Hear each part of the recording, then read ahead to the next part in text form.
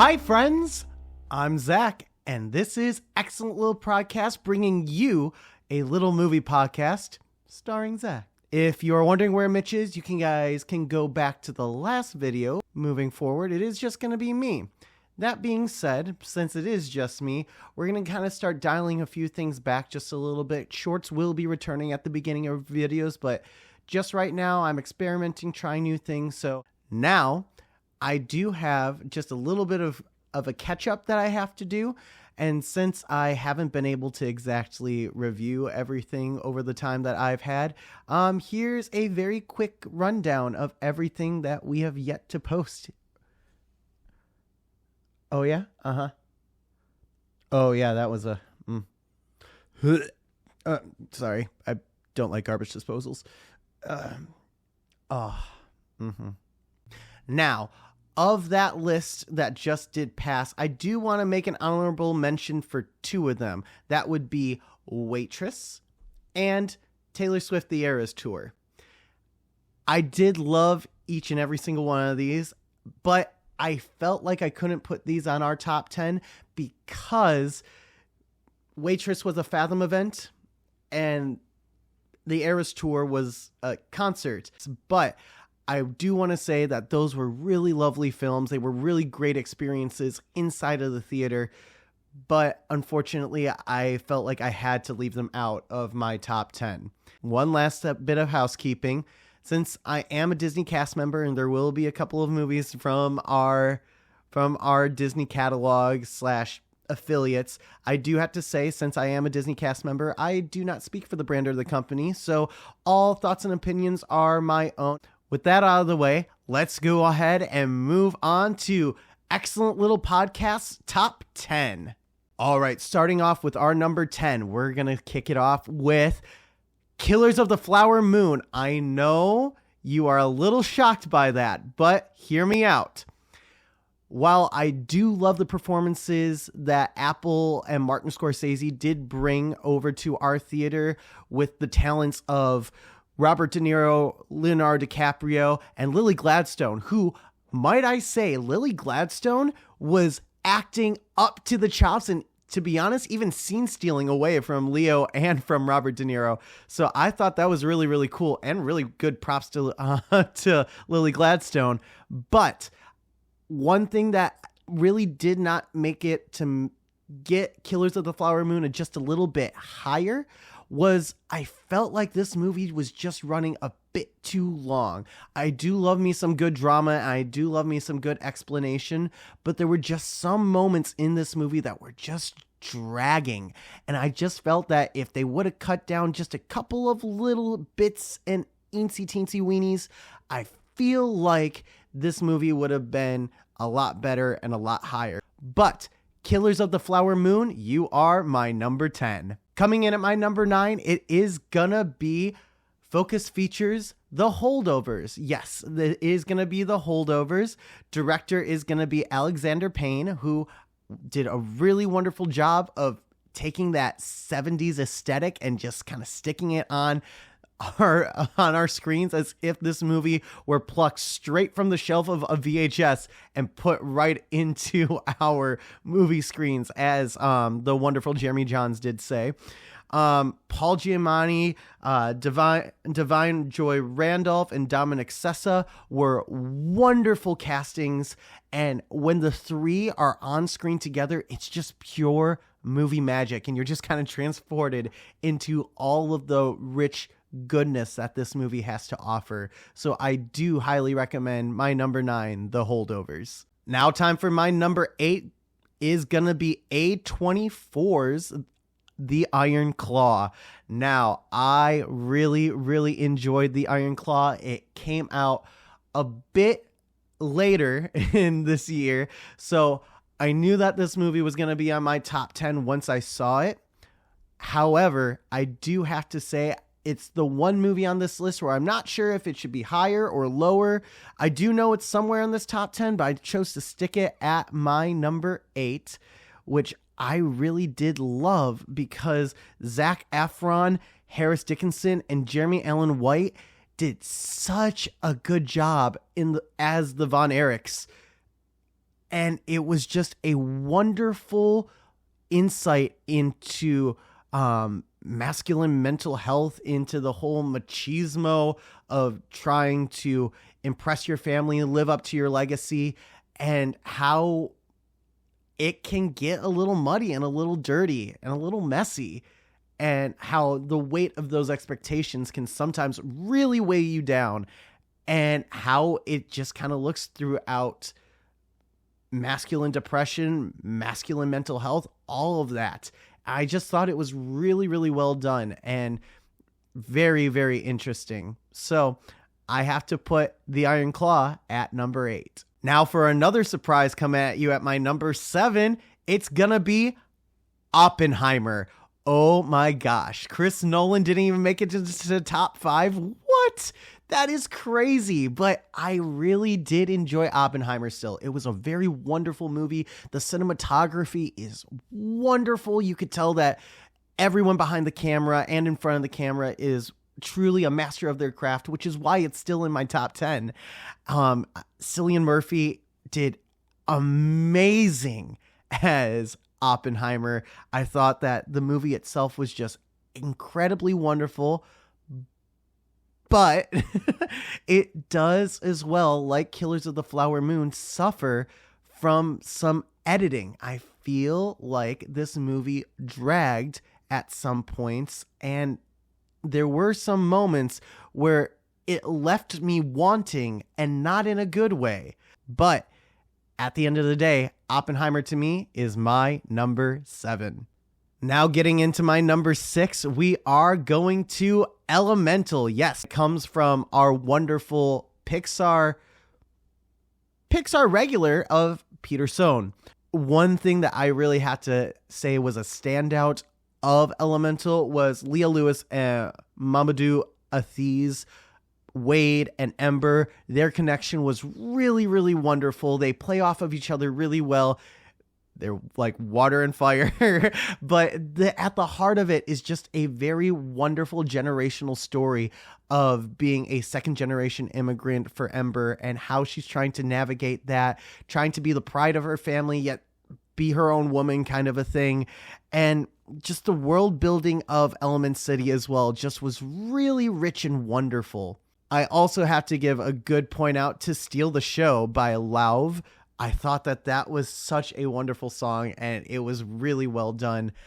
And it really added some color to a very colorful world and story. That would be my number 6. That is Pixar's Elemental. All right, my friends, we're getting into our top 5. And starting at number 5 is going to be Greta Gerwig's Barbie, brought to us by Warner Brothers Discovery. Oh my goodness. Was this a thrill ride that I did not think was gonna be as big of a thrill ride as it was? Did I go into Barbie with some really good expectations? Yes. But the movie that I walked out of was not the one that I was expecting to walk into. It was such a wonderful, colorful world that Margot Robbie and Ryan Gosling were really lucky to inhabit, along with the other ensemble members that just really make this movie so beautiful and genuine. And it just brings some very wonderful and thought-provoking questions in a Barbie movie. And I just really loved everything that they were doing, especially when you were in Barbie Land. That was wonderful. I love the scenic design of Barbie Land, how everything was plastic and basically a callback to a Barbie toy line. Everything was so cool and so wonderful, and the social commentary just hit spot on. So that is my number 5, which is Barbie. At number 4, we have Searchlight Pictures' Poor Things. Now, Poor Things I thought was going to be really interesting. I was debating whether or not to see it, but I was like, you know what? It's got that really nice stylized artsy kind of vibe, which I sometimes really, really enjoy. So I stepped into it, and I thoroughly enjoyed the adventure that our director Yorgos Lanthimos brought us. And two wonderfully standout performances from our wonderful Emma Stone and Mark Ruffalo. I really love the straight man that Mark Ruffalo had to play off of the over-the-top discovering life Emma Stone. It was such a wonderful, beautiful tale with some highly stylized aesthetics that I just really, really enjoyed. And I have to give a shout out to the original score as well, which was composed by Jerskin Fendrix. Oh my gosh, this was so good. It was such a cool interpretation on these really interesting nodal, almost Mixolydian sounds that were coming out of this pseudo Frankenstein movie that I just loved and adored. And I have to say that this has to be Poor Things as my number 4. Now, this one does come at a shock to me personally. I've been looking forward to this film for now 2 years, but it finally did come out. So my number 3 is going to be Spider-Man Across the Spider-Verse. Now, Spider-Man Across the Spider-Verse had a tremendous task of following up what in my mind is actually the best Spider-Man movie ever made, which is Spider-Man Into the Spider-Verse. I adore that movie. I think that movie has such a wonderful ensemble of characters and a wonderful heartfelt story. A very wonderful movie that at its heart brings Shameik Moore's Miles Morales a new dimension and really launches Miles into the forefront of our pop culture. And it's not just Miles, it's everybody in that film. So it has the tremendous task of trying to follow that up. And oh my God, did Joaquin Dos Santos, Kemp Powers, Justin K. Thompson, and Lord & Miller really step up their game for this. Not only are there so many new art styles for each and every one of the universes that you visit, but you add some new cast of characters, not to be shadowed by the one and only Oscar Isaac playing Miguel O'Hara, which Spider-Man 2099 is here, and oh my gosh, he is here to stay. And it's just such a wonderful film, wonderfully told, and it is a genuine piece of art, and it makes me so excited to see what is coming in part 3 Beyond the Spider-Verse. But as of now, I am giving my number 3 spot to Across the Spider-Verse. It's time, my friends, to get to our number 2 spot, which is going to go to Creed 3. Now, this movie has refused to leave my head ever since I walked out of the theater.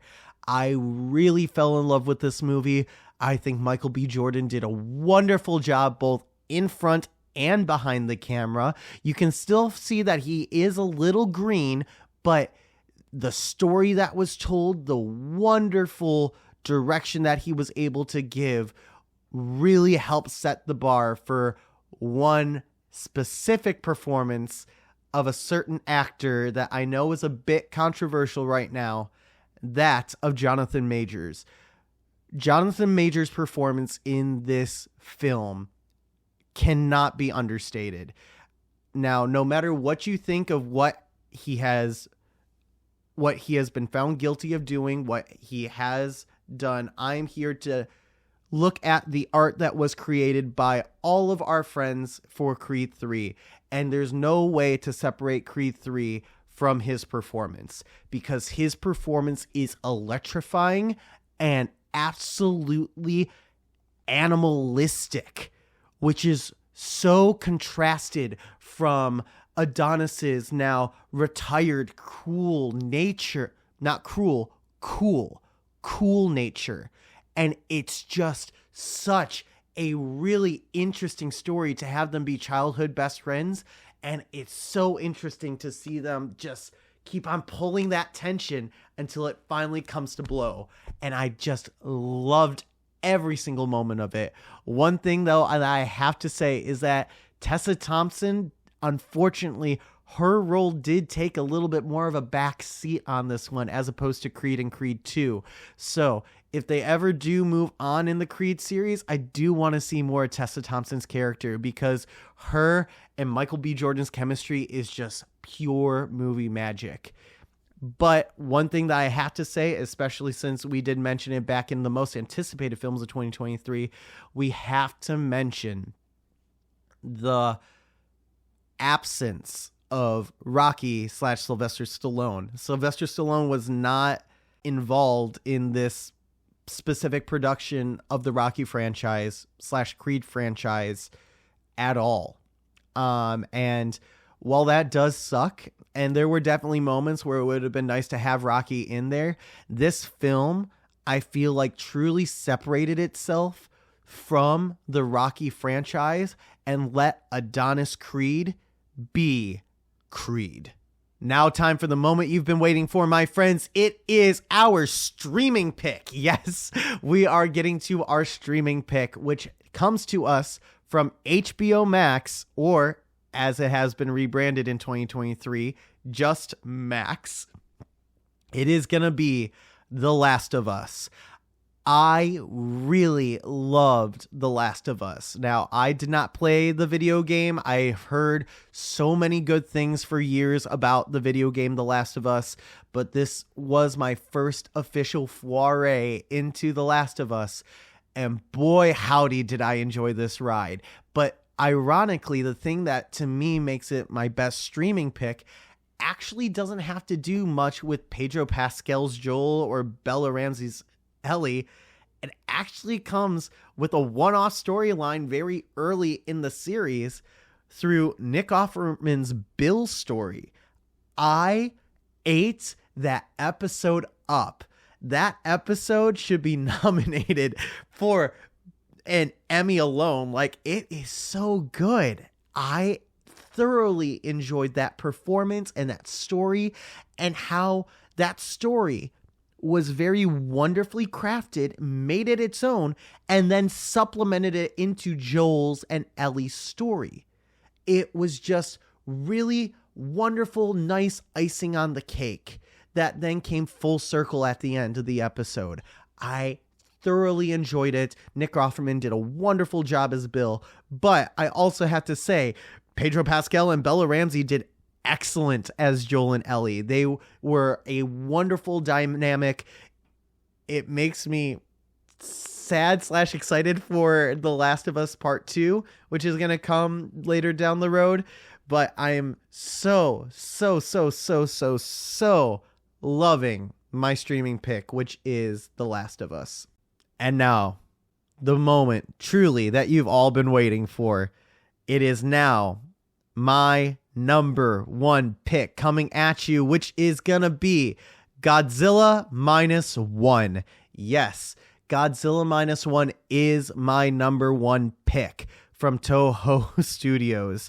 I thoroughly enjoyed this movie. I had been hearing buzz about it as I was coming into it. I knew that a lot of people were walking out of this movie really raving and buzzing about this movie, and it is all worth it. It is all in Japanese, and there is an English subtitle throughout the entire movie if you do only speak English. But this movie, man, it is the first monster film from the Godzilla franchise that I have genuinely cared about the characters. Ryosuke Kamiki was wonderful. Minami Hamabe was fantastic. I was caring about these characters so much throughout the entire thing that you almost forget it is a Godzilla movie, and then all of a sudden Godzilla appears and you're like, oh goodness. And he's there for just to supplement the story of PTSD and trying to rebuild from the ashes of war, and all that comes from it. And it's such a wonderful framing for Godzilla, especially since Godzilla originally and conceptually was basically an allegory for the US dropping nukes on Japan. And no better is it actually flat out just spat in your face than when Godzilla uses his atomic breath. It is the most jaw-dropping experience I've had in the cinema this year of 2023. It was breathtaking, emotional, and completely wonderful, which is why Takashi Yamazaki's Toho Studios Godzilla -1 has to be my number one of 2023. All right, my friends, now just to recap, since we got through a lot, we'll go ahead and start with a quick rundown of exactly what all that list was again. We'll start with my streaming pick, which would be The Last of Us. Moving on to number 10, Killers of the Flower Moon. Number 9, The Holdovers. Number 8, The Iron Claw. Number 7, Oppenheimer. Number 6, Elemental. Number 5, Barbie. Number 4, Poor Things.